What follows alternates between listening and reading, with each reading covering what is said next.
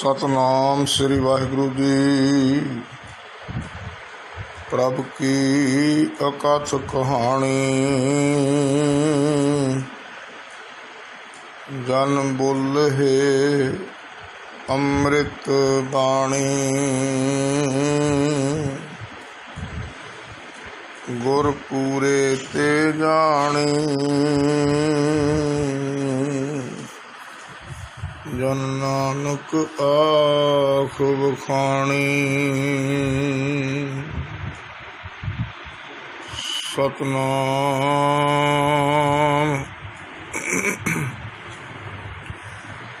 श्री वाहिगुरु साहिब जी। तान तान जिह तो कौ दियो, तास्यों नेहो ना कीना।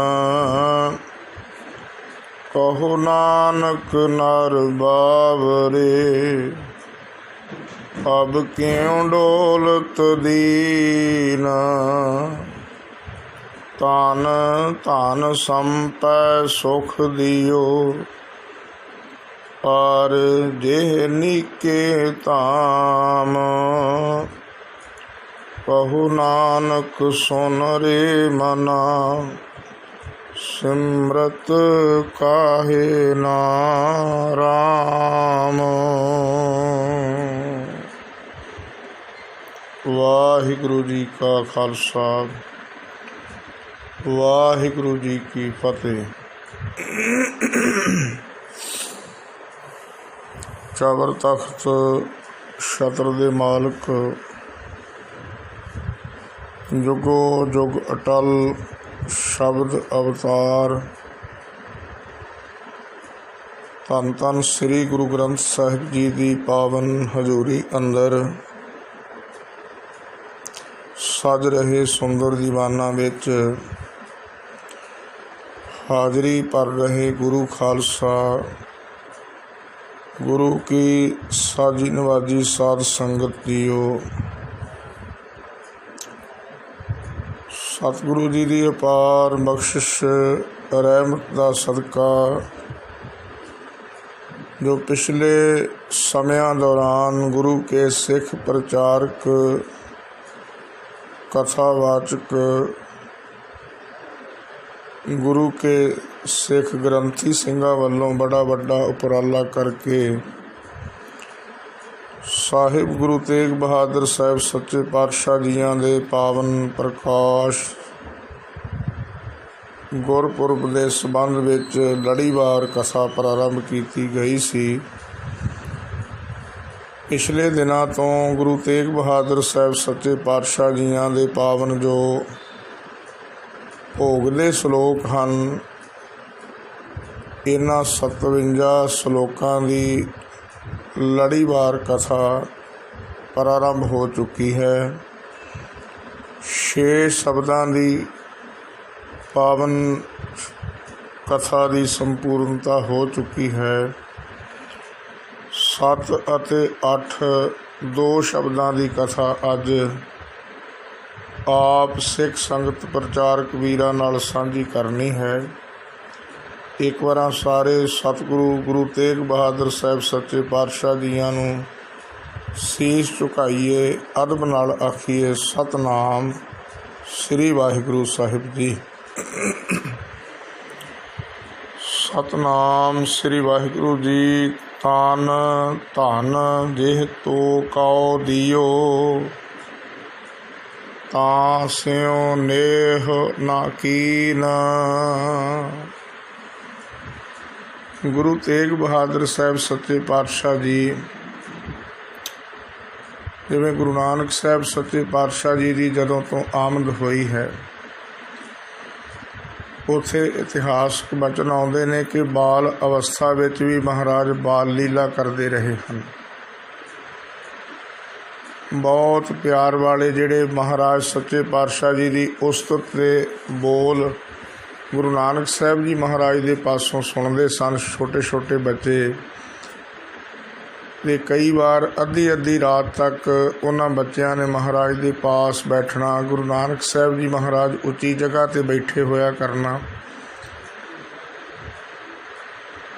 ਅਕਾਲ ਪੁਰਖ ਵਾਹਿਗੁਰੂ ਦੀ ਉਸਤਤ ਦੇ ਜਿਹੜੇ ਗੈਰ ਗੰਭੀਰਤਾ ਦੇ ਭਰੇ ਬੋਲ ਜਦੋਂ ਸੁਣਾਉਣੇ ਤੇ ਸਾਰੇ ਬੱਚਿਆਂ ਨੇ ਇੰਝ ਜਿਵੇਂ ਦ੍ਰਵੀਭੂਤ ਹੋ ਜਾਣਾ ਕਿ ਆਪਸ ਵਿੱਚ ਇਸ ਤਰ੍ਹਾਂ ਟਿਕਾਊ ਬਣ ਜਾਣਾ ਪਰਮੇਸ਼ਰ ਵਾਹਿਗੁਰੂ ਦੀ ਉਸਤਤ ਦੇ ਸ਼ਬਦਾਂ ਨੂੰ ਸੁਣ ਕਰਕੇ।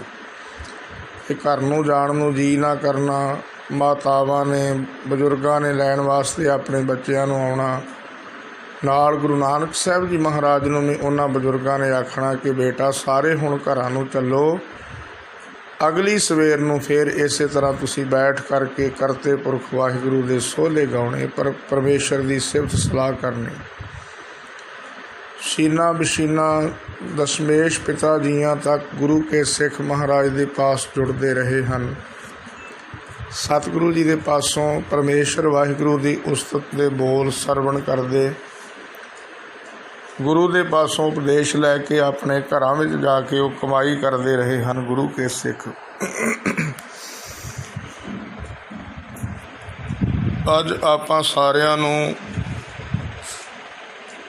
ਜਦੋਂ ਤੋਂ ਕਲਗੀਧਰ ਪਿਤਾ ਸ੍ਰੀ ਗੁਰੂ ਗੋਬਿੰਦ ਸਿੰਘ ਸਾਹਿਬ ਜੀ ਮਹਾਰਾਜ ਸੱਚੇ ਪਾਤਸ਼ਾਹ ਨੇ ਸਾਹਿਬ ਸ੍ਰੀ ਗੁਰੂ ਗ੍ਰੰਥ ਸਾਹਿਬ ਜੀ ਮਹਾਰਾਜ ਸੱਚੇ ਪਾਤਸ਼ਾਹ ਜੀ ਨੂੰ ਨੰਦੇੜ ਦੀ ਧਰਤੀ 'ਤੇ ਗੁਰਤਾ ਗੱਦੀ ਬਖਸ਼ਿਸ਼ ਕੀਤੀ ਤੇ ਇਹ ਹੁਕਮ ਕੀਤਾ ਸੀ, ਆਗਿਆ ਭਈ ਅਕਾਲ ਕੀ ਤਬੈ ਚਲਾਇਓ ਪੰਥ ਸਭ ਸਿੱਖਨ ਕੋ ਹੁਕਮ ਹੈ ਗੁਰੂ ਮਾਨਿਓ ਗ੍ਰੰਥ।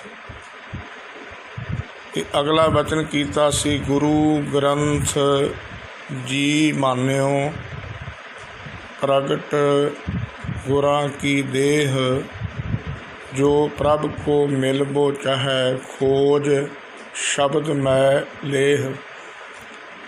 ਜਿਹੜਾ ਜੀ ਸ਼ਬਦ ਹੈ, ਜੀ ਤੋਂ ਭਾਵ ਕਿ ਅੰਤਰਾਤਮੇ ਆਪਣੇ ਜੀਵਨ ਵਿੱਚ ਆਪਣਾ ਸਾਰਾ ਜੀਓ ਗੁਰੂ ਨੂੰ ਸਮਰਪਿਤ ਕਰਕੇ ਗੁਰੂ ਗ੍ਰੰਥ ਸਾਹਿਬ ਜੀ ਮਹਾਰਾਜ ਦਾ ਸਨਮਾਨ ਕਰਨਾ ਹੈ। ਜਿਵੇਂ ਤੁਸੀਂ 10 ਪਾਤਸ਼ਾਹੀਆਂ ਤੱਕ ਸਾਡੇ ਤੱਕ ਅੱਜ ਤੱਕ ਸਨਮਾਨ ਕਰਦੇ ਆਏ ਹੋ, ਸਤਿਗੁਰੂ ਗੁਰੂ ਗ੍ਰੰਥ ਸਾਹਿਬ ਸੱਚੇ ਪਾਤਸ਼ਾਹ ਜੀ ਦਾ ਇਸ ਤੋਂ ਵੀ ਕਿਤੇ ਵੱਧ ਕੇ ਤੁਸੀਂ ਸਨਮਾਨ ਕਰਨਾ ਹੈ। ਜੇ ਆਪਾਂ ਵੀ ਸਮਰਪਿਤ ਕਰਨਾ ਪਵੇ ਤੇ ਗੁਰੂ ਗ੍ਰੰਥ ਸਾਹਿਬ ਜੀ ਸੱਚੇ ਪਾਤਸ਼ਾਹ ਜੀ ਦੇ ਸਨਮਾਨ ਵਿੱਚ ਕੋਈ ਫਰਕ ਨਾ ਪਵੇ, ਇਵੇਂ ਸਨਮਾਨ ਕਰਨਾ ਹੈ।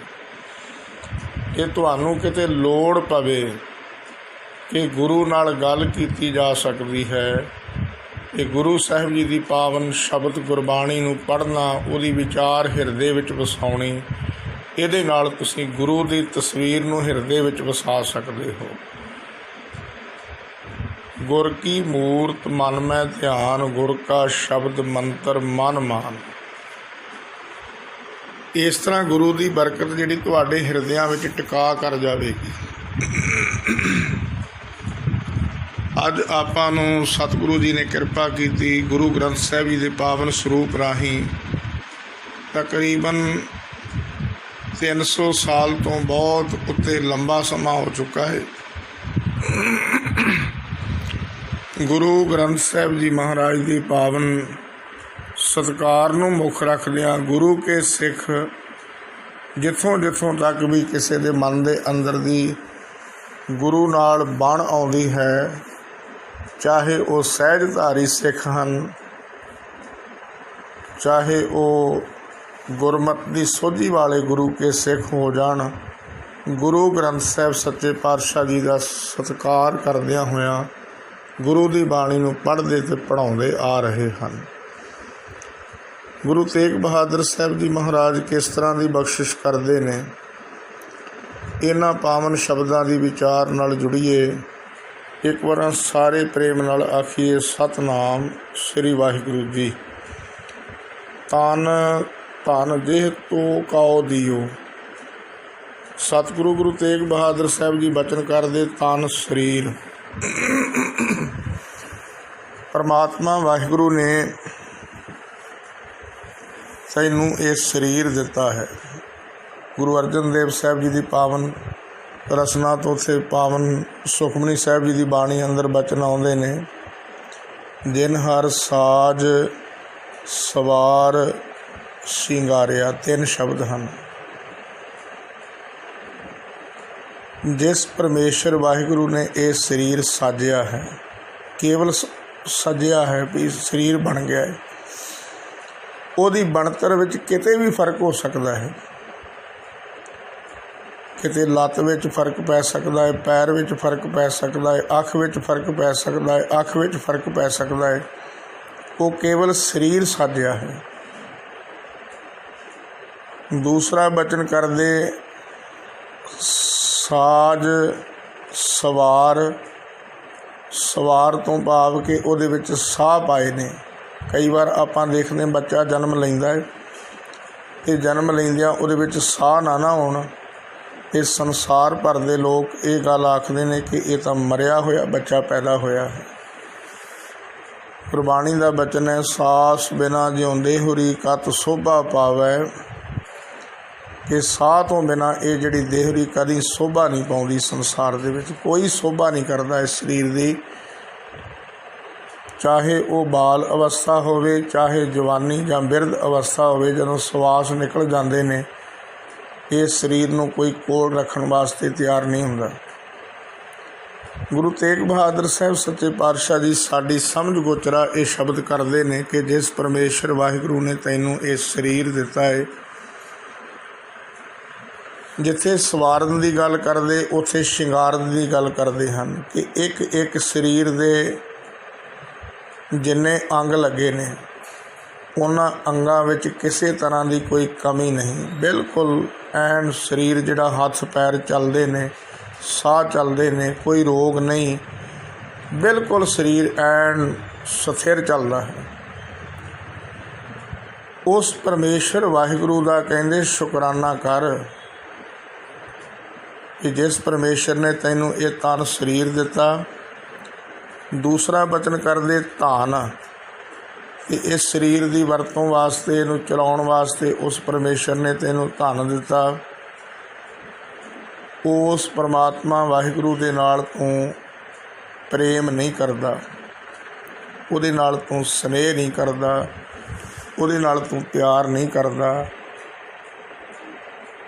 ਗੁਰੂ ਅਰਜਨ ਦੇਵ ਸਾਹਿਬ ਜੀ ਮਹਾਰਾਜ ਦੀ ਰਚਨਾ ਤੋਂ ਹੀ ਬਚਨ ਆਉਂਦੇ ਨੇ, ਗ੍ਰਹਿ ਮੰਦਰ ਰਥ ਅਸ ਦੀਏ ਦੀਨੇ ਰਸ ਭੋਗ। ਕਿ ਜਿਸ ਪਰਮਾਤਮਾ ਨੇ ਤੈਨੂੰ ਘਰ ਦਿੱਤਾ ਹੈ, ਘਰ ਵਾਲੀ ਇਸਤਰੀ ਦਿੱਤੀ ਹੈ, ਸੁਪੁੱਤਰ ਦਿੱਤਾ ਹੈ, ਰਥ ਦਿੱਤਾ ਹੈ, ਘੋੜੇ ਦਿੱਤੇ ਨੇ, ਇਹ ਸਭ ਕੁਝ ਦਿੱਤਾ ਹੈ ਪਰਮੇਸ਼ਰ ਵਾਹਿਗੁਰੂ ਨੇ, ਇੱਥੋਂ ਤੱਕ ਕਿ ਤੈਨੂੰ ਰਸ ਭੋਗਣ ਵਾਸਤੇ, ਪਰਿਵਾਰਕ ਸੁੱਖਾਂ ਵਾਸਤੇ, ਖਾਣ ਪੀਣ ਹੰਡਾਉਣ ਪਹਿਨਣ ਵਾਸਤੇ ਆਪ ਪਰਮੇਸ਼ਰ ਵਾਹਿਗੁਰੂ ਨੇ ਤੈਨੂੰ ਦਿੱਤਾ ਹੈ। ਤੂੰ ਉਹਦੇ ਨਾਲ ਸਨੇਹ ਨਹੀਂ ਕਰਦਾ। ਜੀਓ ਪਾਏ ਪਿੰਡ ਜਿਨ ਸਾਜਿਆ ਦਿੱਤਾ ਪਹਿਨਣ ਖਾਣ, ਆਪਣੇ ਦਾਸ ਕੀ ਆਪ ਪੈਜ ਰਾਖੀ ਨਾਨਕ ਸਦ ਕੁਰਬਾਨ। ਉਹਦੇ ਨਾਲ ਤੂੰ ਸਨੇਹ ਨਹੀਂ ਕਰਦਾ। ਕਹੋ ਨਾਨਕ ਨਰ ਬਾਵਰੇ ਅਬ ਕਿਉਂ ਡੋਲਤ ਦੀਨ। ਕਿਉਂ ਘਬਰਾਇਆ ਫਿਰਦਾ ਹੈ ਇਹ ਚੱਲੇ ਮਨੁੱਖ। ਆਪ ਉਸ ਹਰੀ ਨੂੰ ਯਾਦ ਕਰਨ ਤੋਂ ਬਿਨਾਂ ਉਸ ਸੰਸਾਰ ਦੇ ਵਿੱਚ ਆਤਰ ਹੋਇਆ।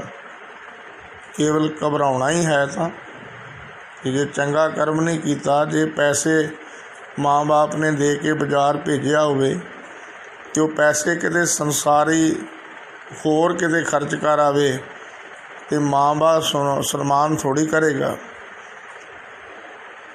ਇਹ ਸਾਹਿਬ ਸਤਿਗੁਰੂ ਸੱਚੇ ਪਾਤਸ਼ਾਹ ਜੀ ਅੱਗੇ ਬਚਨ ਕਰਦੇ, ਤਾਨ ਧਨ ਸੰਪੈ ਸੁਖ ਦਿਓ ਆਰ ਜਿਹ ਨੀਕੇ ਧਾਮ। ਸਰੀਰ ਦਿੱਤਾ ਖਰਚਣ ਵਾਸਤੇ, ਇਹਨੂੰ ਚਲਾਉਣ ਵਾਸਤੇ ਧਨ ਦਿੱਤਾ, ਸੰਪਤੀ ਦਿੱਤੀ, ਜਾਇਦਾਦ ਦਿੱਤੀ, ਸੁੱਖ ਦਿੱਤੇ।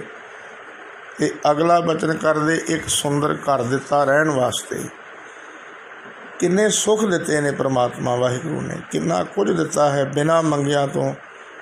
ਪਰਮੇਸ਼ਰ ਵਾਹਿਗੁਰੂ ਨੇ ਇਹ ਸਭ ਕੁਝ ਦਿੱਤਾ ਹੈ। ਕਹੋ ਨਾਨਕ ਸੁਨ ਰੇ ਮਨਾ ਸਿਮਰਤ ਕਾਹੇ ਨਾ ਰਾਮ। ਤੂੰ ਪਰਮਾਤਮਾ ਵਾਹਿਗੁਰੂ ਦਾ ਸਿਮਰਨ ਕਿਉਂ ਨਹੀਂ ਕਰਦਾ?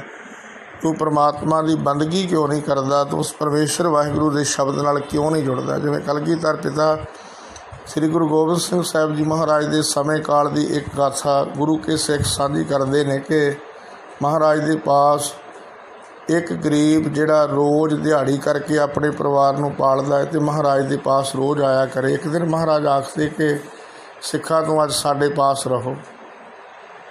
महाराज ने 3 वारी वचन किया कि तू साढ़े पास रहो। 3 वारी अगों जवाब दिता, महाराज बच्चे पालने ने, सारा दिन दिहाड़ी करूँगा, बच्चों को प्रशादा छकाऊँगा। तो महाराज ने आखिर ते आख्या कि आ साड़ी एक चिट्ठी लै जा, रस्ते में जिहड़ा पिंड पैंदा तेरे घर दे लागे, उस सिख नूं ये साड़ी चिट्ठी दे दी। उत्ते लिखिया सी कि 6 महीने का समा इनू आस अपने पास रखना है। ये दसदे ने जदों इस सिख नूं चिट्ठी दिती, जाके पढ़िया उन्हें, तो उस वक्त बड़े अदब नाल गुरु के सिख ने आख्या कि तेरे संबंधी महाराज ने वचन किया कि तैनूं असां अपने कोल रखना है, तू साढ़े पास रहो, प्रशादा पानी जल पानी छक, केवल तू साढ़े पास रहना, कोई काम कार नहीं करना। आखण लगा मेरे बच्चे, वो आखण लगा नहीं, गुरु का हुक्म मैं नहीं मोड़ सकता, जे तू नहीं रहेगा तो मैं तेनों अंदर बंद करके रख लाँगा।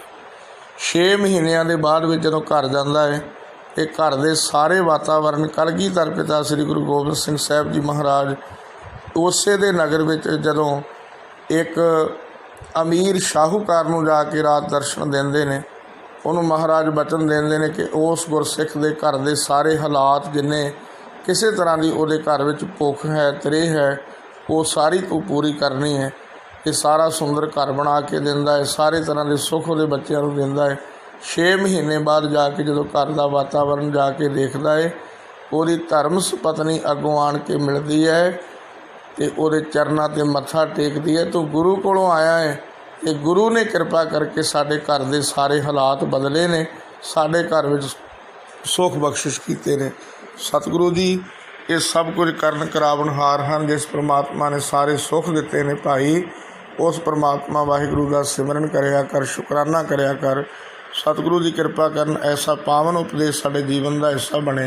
कोईयां भुलां चुकां दी मुआफ़ी। वाहिगुरु जी का खालसा, वाहिगुरु जी की फतेह। सतनाम श्री वाहिगुरु जी।